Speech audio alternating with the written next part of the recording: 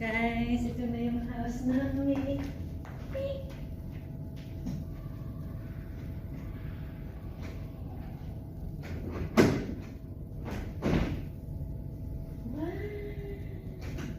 Look, so cute! Ito yung sinasabi ng BBM, guys. Ha? 10,000. Ito guys, 80,000. One house. So, dalawang house.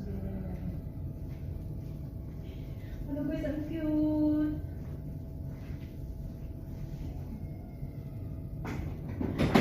So, na-simple today.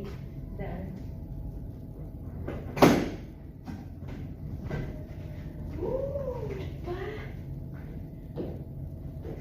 Maganda ba ito? Sa offer ng ating president sa Philippines. O, diba? My God, guys! I love it!